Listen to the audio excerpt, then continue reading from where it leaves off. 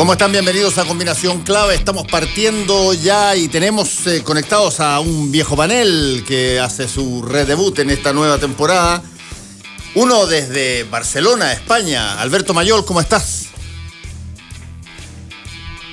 ¿Cómo estás? Un gusto saludarte. Igualmente. ¿Cómo están las cosas en Barcelona? Estoy en Valencia. Está en Valencia. Mira qué mala suerte. Mira qué mal lo estás pasando. Sí. Mira, está bien movido acá. Bien movido porque, hay que tener cuidado. Aquí se avisaron ayer que avisó Pablo Iglesias antes de ayer en realidad que abandonaba el gobierno y generó un terremoto bastante grande, así que está bien interesante aquí el ajedrez. Bueno, los gobiernos parlamentarios tienen mucho más ajedrez que los presidenciales y este lo tiene por montones, a tal punto que están hablando ya de la política Netflix que se está instalando en el periodo. Bueno, y estamos también conectados con Francisco Martorell, director del Periodista. ¿Cómo estás, Pancho? Hola, Fernando, ¿cómo estás? Un gran abrazo, Alberto. ¿Qué tal allá en Valencia comiendo naranjas? Hola, Pancho, ¿qué tal? Lamentablemente, Pancho, no todo sucedió bien en el día de ayer. Creo, Fernando, que es mejor no hablar del tema de Unión Española, dices tú. Claro, ya pasó mucho tiempo de eso. Sí, el equipo mostró punto honor y a pesar de que vapulearon en la primera etapa, logramos revertir algo en el segundo tiempo, pero bueno, lamentable. Oye, empecemos a conversar sobre algunas de las cosas que están pasando. Pero a ver, es interesante lo que tú estabas contando, Alberto, que ocurre en España. Pablo Iglesias saca a Podemos de la coalición. ¿Qué significa eso en términos prácticos? Claro, lo que ha significado básicamente es que Podemos viene cayendo muy fuerte y fundamentalmente viene cayendo por la figura de Pablo Iglesias e Irene Montero, su pareja, y quien parecía ser quien iba a ser la portadora de la bandera para la siguiente elección. Y en ese contexto Pablo Iglesias vuelve por su fuero y quizás tiene bastante sentido, aunque no se sabe si el resultado va a ser bueno, pero vuelve a ser el que fue muy osado siempre. La gracia de Iglesias no solo era ser un impugnador, sino que ser un impugnador muy, muy osado, y entonces abandona él el gobierno para ir a disputar el gobierno de la Comunidad de Madrid. Y eso es muy irrelevante porque hoy día la derecha española, que está en una crisis enorme, tiene un nombre, y solo un nombre, que juega muy bien las cartas, que es la presidenta de la Comunidad de Madrid, Díaz Ayuso, y ahí es donde él va a ir a competir. Entonces se transforma todo en una disputa muy, muy potente, muy interesante, donde él abandona por completo entonces el gobierno, le avisa a última hora al presidente de manera bastante impertinente. El presidente lo felicita irónicamente por una función que él cumplió muy mal, que fue el tema de la residencia sanitaria. Sí. Así que se da toda una jugada de bastante con bien mala onda dentro del gobierno, pero no saca a Podemos de la coalición, mantiene a Podemos en la coalición y unge de vicepresidenta, en el cargo que él estaba, a la ministra del Trabajo, que es una ministra del Trabajo que le ha ido muy muy bien, muy cercana a él, y que aparentemente va a ser la banderada finalmente. Entonces hay una ajedrez bien interesante y una jugada donde en la práctica Podemos entrega a la reina, como diríamos en ajedrez, para ver si gana la posición. Oye, déjame hacerte una pregunta. Primero que nada, aléjate un poquitito del micrófono porque se está... Okay. Oye, dos cosas. Una cosa muy breve y entramos en materia chilena de inmediato. Bueno, de alguna manera esta pregunta la incluye. Pero en algún momento dado se hizo un parangón entre Podemos y el Frente Amplio. Sí. ¿Eso fue absolutamente arbitrario o hay algún tipo de similitudes reales ahí? Tenía un cierto fundamento desde el punto de vista de dónde comían el electorado ambos. O sea, el Frente Amplio y Podemos le quitaban fundamentalmente electorado a la izquierda tradicional, a la centroizquierda tradicional, una centroizquierda que se había vuelto de una versión de socialdemocracia bastante blanda, con varios tintes incluso de concesiones a la derecha, mucho más en Chile que en España, pero era un poco esa la figura donde había aparecido. En todo lo demás, la verdad es que las dimensiones son bien distintas. Podemos llegó a ser muy grande, transformó ese 20% también obtuvo el Frente Amplio en la presidencial, lo transformó en todo el país en una presencia muy fuerte en todos los municipios, en todas las comunidades, por lo tanto tiene un peso político enorme. Sí. Y ese peso político ahora lo ha ido perdiendo con mucha claridad, a tal punto de estar ya en una crisis interna importante. También han sido muy fuertes las crisis internas de Podemos, igual que el Frente Amplio. Han habido semejanzas en ese sentido, pero hay que decir que políticamente, en términos de estructura, de organización y en términos de jugadas políticas, Podemos es infinitamente superior. Vamos a decirlo así, con un poco de ironía. Se nota que Podemos fue fundada por los profesores y el Frente Amplio por los estudiantes. Bueno, yo creo, Fernando, que dale, Francisco. En ese mismo tema, ojo, las relaciones, las conversaciones y la mirada a la estrategia de Podemos que hacía el Frente Amplio es lo importante rescatar para Chile, en el sentido de que en un determinado momento dejó de ser el partido que impedía de alguna manera que la izquierda llegara al gobierno, se suman y ahora, se dan cuenta de los problemas que se les genera internamente, también participando de un gobierno con el cual sus socios criticaron por la forma de hacer política, y eso es lo que provoca la disminución. Por lo tanto, yo creo que todo eso tiene que estar mirado hoy día por lo que es la exconcertación, el Frente Amplio, etcétera, de este derrotero que ha tenido el Podemos, que son un poco las enseñanzas que dejan los profesores a los alumnos, como dice Alberto. Bueno, vamos a seguir teniendo un input tuyo, Alberto, durante toda tu estada en España sobre lo que pasa ahí en Europa y particularmente en España. Vamos un poco a lo que está ocurriendo acá. Ha habido toda una conmoción, toda una discusión muy de fondo que a mi modo de ver tiene una variable bien curiosa, que es la entrevista a Hernández Norambuena, digamos. Han habido históricamente montones de entrevistas a personas desde la cárcel, de todo tipo de cosas, y la duda que uno tiene es, la gente que reclama por el hecho de entrevistarlo o por lo que dijo. Voy a ponerlo en una situación hipotética. Si Hernández Norambuena, en vez de decir lo que dijo, hubiese dicho algo así como: la verdad es que fuimos unos criminales, jugamos a los guerrilleros y nos pasamos de vuelta, hicimos cosas horrorosas, creo que Jaime Guzmán no debió haber sido ejecutado como lo hicimos, estábamos bajo el alero enfermizo de una ideología muy nociva, y ahora nosotros, por lo menos yo, me doy cuenta de esto.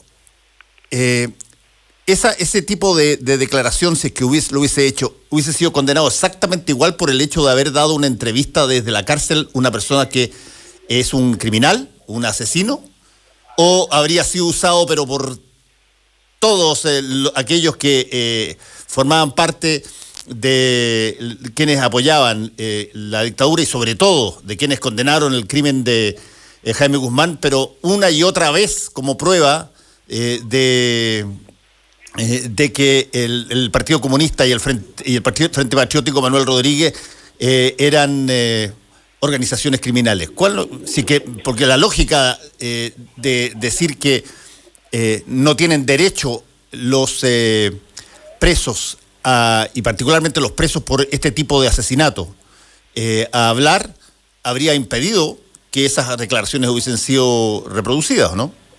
Bueno, yo creo, Fernando, que hay que dividir las cosas. Efectivamente, en algún momento acuérdate que personeros de la UDI se acercaron a la defensa, a la familia y hasta al mismísimo Hernández Norambuena para conversar y ver la posibilidad de traerlo a Chile y ofrecerle algunas cosas que tenían relación con lo que tú estás planteando, y que obviamente eso no prosperó. Yo creo que este tipo de cosas hay que analizarlas más con los principios, el derecho y la ley en la mano, más que si te conviene o no te conviene. Y efectivamente lo que está claro es que un preso, y lo dicen todos los organismos de derechos humanos, de las convenciones internacionales, lo que pierde son ciertos derechos, pero no el derecho a expresarse. Él lo puede hacer siempre efectivamente hay formas legales que cubren a Gendarmería. En algunos momentos Gendarmería es la que da la autorización para que determinados medios de comunicación ingresen a las cárceles. Hubo programas que conocemos muy de cerca, que incluso hacían entrevistas a gente que había cometido delitos atroces con la autorización del reo y obviamente con un permiso de Gendarmería para ingresar al penal. Por lo tanto, eso yo creo que no está en discusión. Que Hernández Norambuena puede expresarse desde la cárcel, porque esto podría ser una entrevista escrita, por ejemplo. Sí. Y podría haber aparecido en un diario o en un portal online o en una radio, es decir, y es muy fácil hacerla. Pero en algún momento dado, Pancho, se habló de que, y directamente lo hicieron parlamentarios incluso, que plantearon que no era posible que un criminal o un asesino rematado, digamos, sentenciado, tuviera el derecho a salir en un medio de comunicación. Bajo esa lógica, digamos, habría que, creo yo, impedir que se viera el documental True Crime de Netflix, donde está lleno de asesinos en serie explicando por qué mataron y las cosas que hicieron, digamos. Exacto, y se hicieron documentales. Acuérdate que hay una entrevista larga a Osvaldo Romo. Así es. Y Manuel Contreras fue entrevistado muchas veces. Bien. Es decir, y no provocó este revuelo. Yo creo que ese es un tema que no está en discusión. Acá hay un tema de libertad de expresión, el preso no lo pierde, un medio de comunicación tiene todo el derecho a entrevistarlo si considera que tiene relevancia para su público.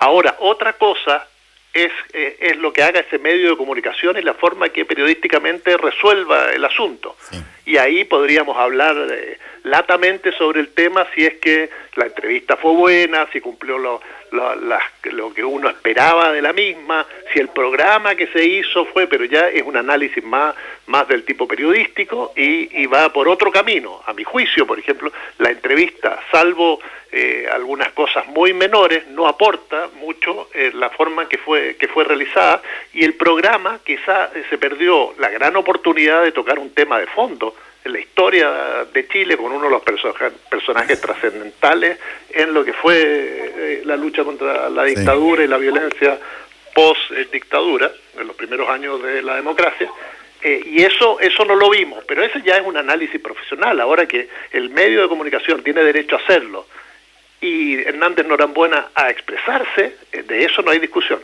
o no debiera haber discusión. Alberto, ¿cómo lo ves tú?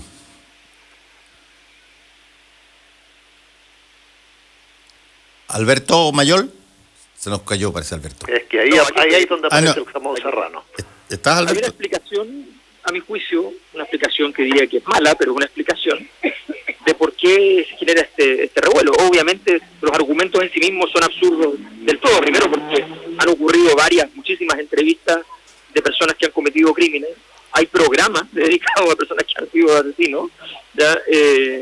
Y también en términos políticos también, o sea, Mamo Contreras también dio entrevistas en televisión, o sea, no hay en ese sentido no hay nada, ese argumento no tiene ningún peso.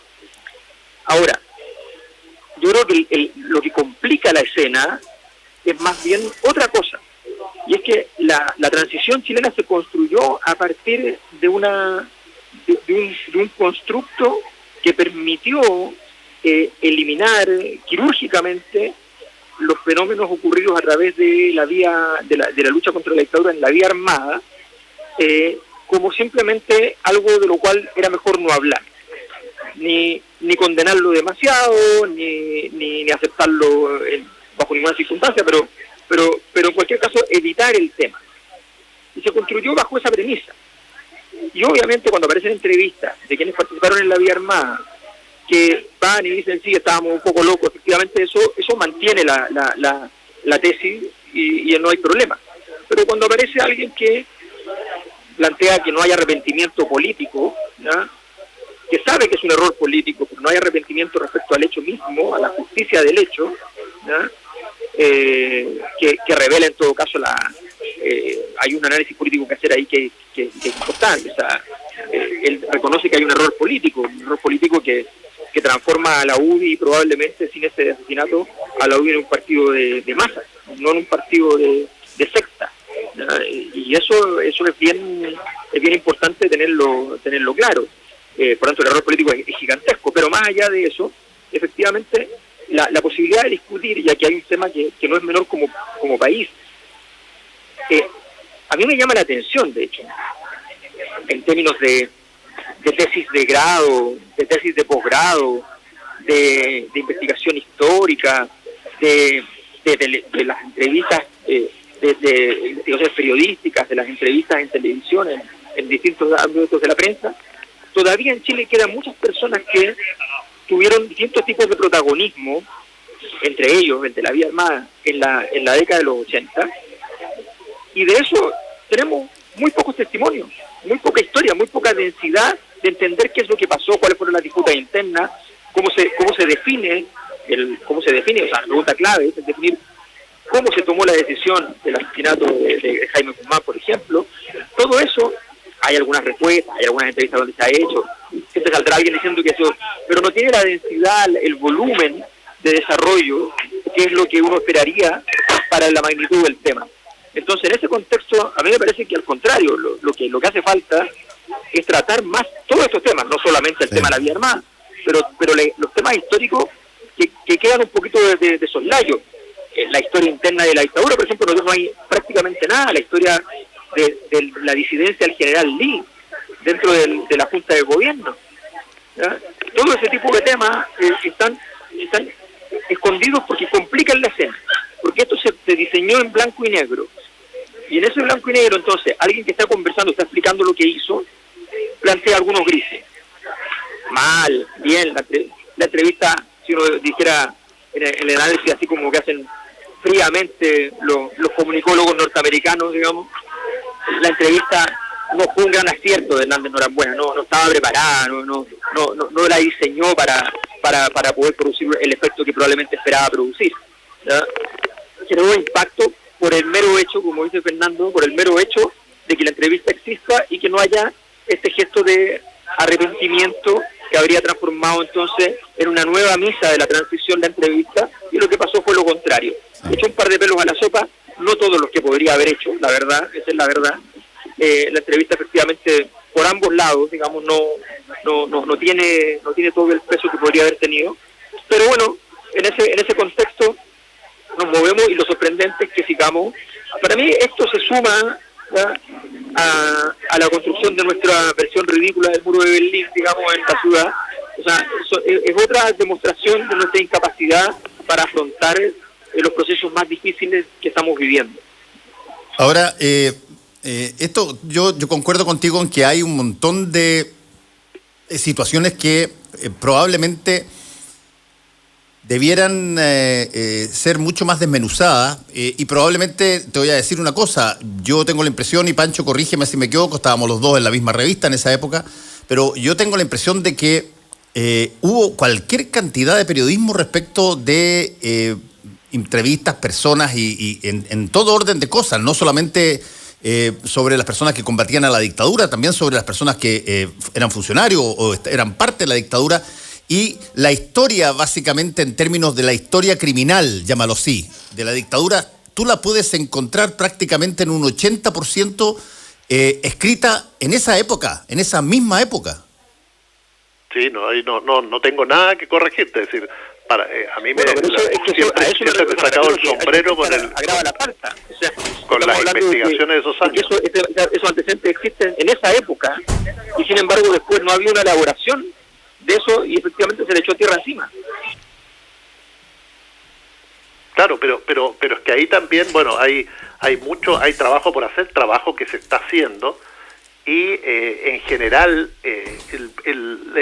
la cantidad de información que aparece de todos los hechos ocurridos en dictadura en los procesos judiciales es impresionante. Ayer, por ejemplo, estaba leyendo el fallo del caso Quemado.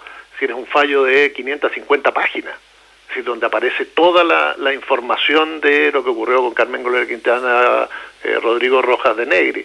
Es decir, hay mucho material, y efectivamente hay quien lo está rescatando en distintos aspectos, pero efectivamente el hecho de poner en pantalla estos temas es lo que está faltando y es lo que genera este problema. Ahora, cuando yo escuchaba ayer a muchos personeros de gobierno, diputados de la UDI, etcétera, hablar de que aquí había apología a la violencia, que esto era intolerable, que no podía ser, criticando al canal de comunicación, al medio de comunicación, bueno, hace 4 meses o 5 meses tuvimos una discusión similar cuando se hablaba del negacionismo y de la apología a la violencia y la defensa de la dictadura, y se trató de imponerlo como un tema de ley, y ¿qué pasó? La misma derecha que hoy critica la apología a la violencia, miró para otro lado, votó en contra. Es decir, creo que por eso estos temas deben ser analizados socialmente como un principio, no cuando me afecta, sí, no cuando me favorece. Déjame contar una historia personal al respecto, digamos. Yo me acuerdo cuando Pablo Honorato entrevista a Manuel Contreras parapetado en Fresia, ya condenado por bueno, surge una serie de voces en la izquierda chilena diciendo de que Canal 13 y Honorato eran cómplices de Manuel Contreras. Yo escribí una columna en Análisis, me acuerdo, o no me acuerdo si fue en Análisis o fue en ese momento, pero escribí una columna donde yo decía, perdón, pero ¿por qué tienen que a la persona que llegó y consiguió lo que todos los periodistas estábamos buscando, el golpe de entrevistar al criminal condenado, ¿por qué van a tratarlo como si fuera una persona que de alguna manera era partidario de Contreras o era su cómplice, solo por el hecho de que en todas partes del mundo el entrevistado decide quién lo entrevista? Yo lo encontré un logro y un golpe periodístico extraordinario, y así lo dije, pero en ese entonces también hubo voces en esa época en la izquierda que consideraban que esto había sido una básicamente complicidad tácita de Canal 13 en esa época. Y yo encontraba que había sido básicamente un golpe periodístico extraordinario de Pablo Honorato. Exacto, bueno, todo. Yo creo que le envié como 10 cartas a Gendarmería solicitando entrevista a Manuel Contreras cuando estaba escribiendo el libro la Operación Cóndor, y nunca me quiso dar una entrevista por razones obvias. Yo creo que pero obtenía respuesta y Gendarmería estaba de acuerdo.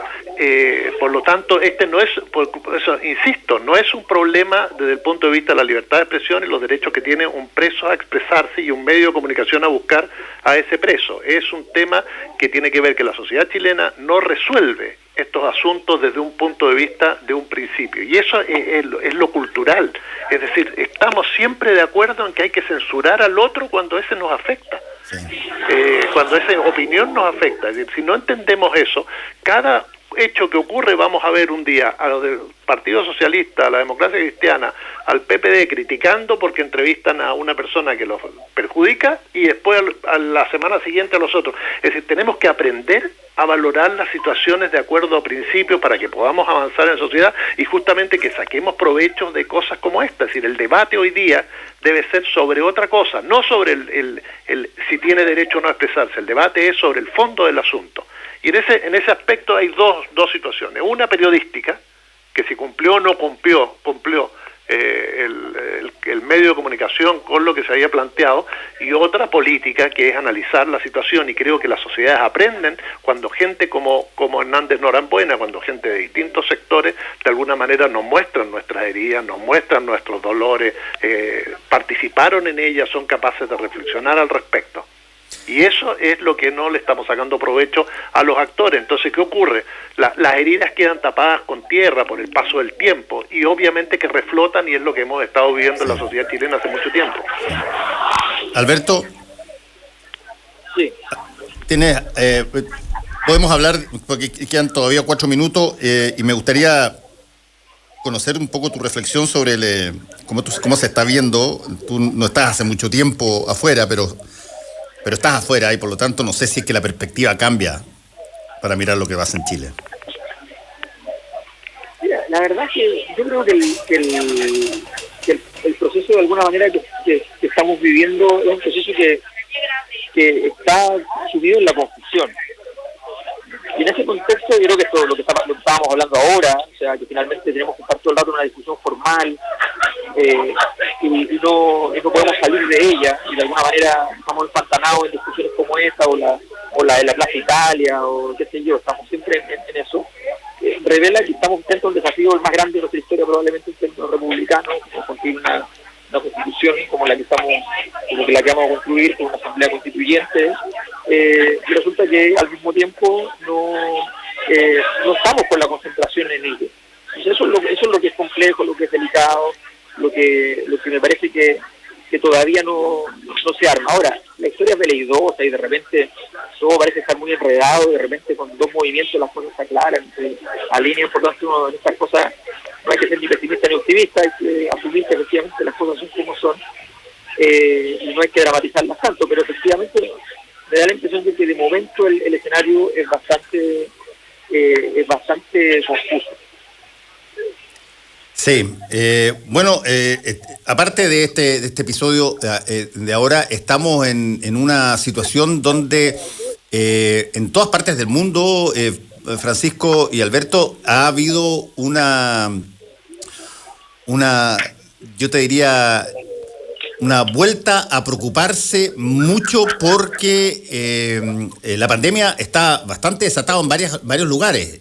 Hay lugares donde incluso las vacunas se han pospuesto o se han suspendido, y está, da la impresión, una suerte de preocupación extra, y en Chile sin duda, por los casos que han aumentado, y básicamente eso se asocia a que, bueno, en un momento dado, con la vacuna funcionando extraordinariamente bien, al parecer no nos cuidamos todo lo suficiente, y hoy día estamos lamentando cifras que pensábamos que a estas alturas no iban a estar, digamos.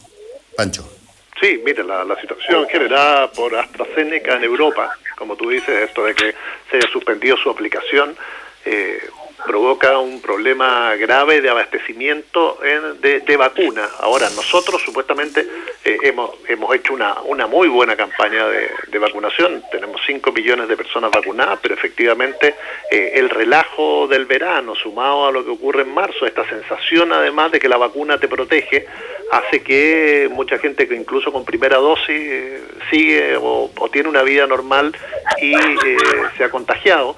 Y además ha bajado mucho el grupo etario, es decir, hoy día tenemos un problema, como decía Mañalich el otro día, grave. Podríamos tener el peor mes de la pandemia, justamente porque además está afectando a personas menores de 60 años y lo que es más grave aún, con mucha ocupación de camas críticas. Es decir, la disponibilidad hoy día es pequeña. Es decir, hay un tema ahí que debiera estar ser el primer, y bueno, ya vemos lo llamado al colegio médico, está el tema de las elecciones, sigue el tema de las clases, hay posibilidades de nuevas cuarentenas, y lo curioso frente a todo esto es que el escenario económico, que lo manifiesta la Bolsa de Comercio en Chile, había leído muy bien las señales de la buena vacunación, de que íbamos a salir rápido, la inmunidad de rebaño, y además, sumado a eso al precio del cobre, nos generaba expectativas superiores que se nos pueden desmoronar en los próximos días como un castillito de naipes. Sí, un minuto, Alberto, para redondear el tema. Sí, bueno, yo creo que está muy claro que este proceso, ya, que en el fondo es lo que pasa siempre en este tipo de cosas, que los tiempos desde que aparece la vacuna hasta que efectivamente ya se transforma en un fenómeno social, no solo sanitario, son distintos al momento psicológico. Uno se imagina que aparece la vacuna y ya está todo, y efectivamente esa situación de relajo se produce, y por tanto aumenta también los niveles de contagio. En varios países efectivamente ha llegado a ser muy intenso, en Estados Unidos también. O sea, en realidad en muchos de los datos está peor que en los momentos más críticos, y por tanto hay que vamos a tener todavía un periodo de tiempo, pero me da la impresión de que efectivamente eso más bien tiene que ver con el tiempo que queda y probablemente ya una siguiente ola. Sí.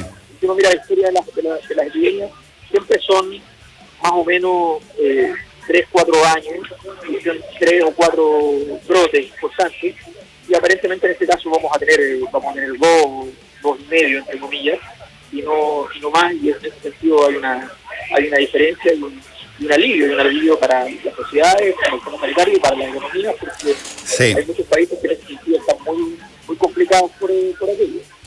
Bueno, Alberto y Francisco, bienvenidos a la nueva temporada, que te vaya muy bien, Alberto, y seguimos comunicándonos contigo desde Barcelona, que te vaya bien. Chao, Pancho. Chao, Fernando, un abrazo, Alberto. Chao, Pancho. Suerte. Fernando Paulsen y nuestros panelistas e invitados son una combinación clave. 92.9, La Clave, me escucha. Disfruta Marley Coffee.